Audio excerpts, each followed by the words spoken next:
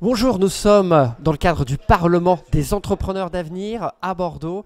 Et ici, ce soir, nous sommes avec Christine Barguin, donc directrice de la RSE du groupe La Poste. Vous êtes intervenue dans une table ronde qui traitait du partage du pouvoir, principalement en entreprise.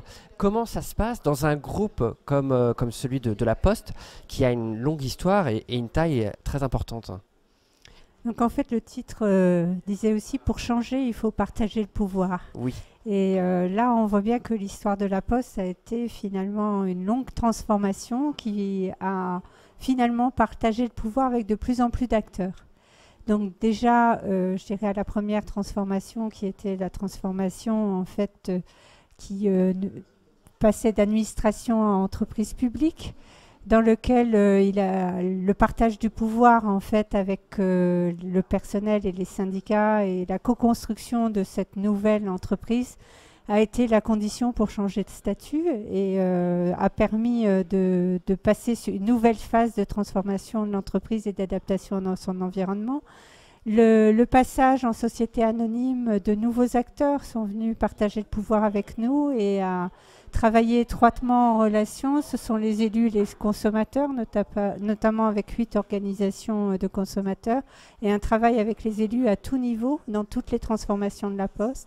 Et aujourd'hui, de nombreuses communautés viennent partager le pouvoir avec la Poste dans sa énième transformation, toujours aussi nécessaire par rapport à l'évolution de l'environnement, qui est certes une crise des modèles traditionnels, du courrier et de la banque, mais également une profonde transformation sociétale avec des aspirations, que ce soit du personnel ou des citoyens ou de simples utilisateurs de la Poste, qui est une transformation qui n'attend plus en fait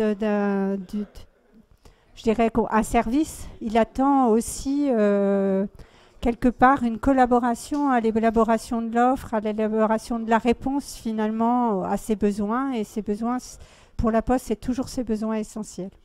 Donc on voit ce changement en fait de demande, cette soif en fait de collaboration de la part de différentes parties prenantes, pas uniquement les membres, les salariés, les collaborateurs, les organisations syndicales. Et quelles sont les clés qui permettent d'assurer cette transformation, si on prend celui de la dernière que vous venez de citer? Donc les clés, c'est en fait complètement lié aux freins. C'est-à-dire que toutes les communautés, toutes les professions se créent en fait des espèces de bastions avec murs et miradors. Et donc en fait tout le travail pour réussir, c'est de recréer les liens, recréer la discussion, recréer la capacité à créer ensemble. Et ça, dans des entreprises de la taille de la Poste, c'est des immenses entreprises. Et si ça avait été possible de façon physique, par exemple au moment de la première transformation de statut, on a quand même consulté 300 000 collaborateurs en petite réunion. Donc c'était aujourd'hui seul. En fait, le numérique permet d'arriver à ce niveau-là. D'où l'importance de la transformation numérique de la Poste. Et je dirais au-delà de l'accompagnement en fait de nos parties prenantes dans leur transformation numérique. Parce que le numérique permet de traiter un grand nombre et surtout permet, et on le voit bien, de connecter des tas de communautés entre elles et de les faire discuter entre elles. Aujourd'hui, on n'est qu'au début de cette phase.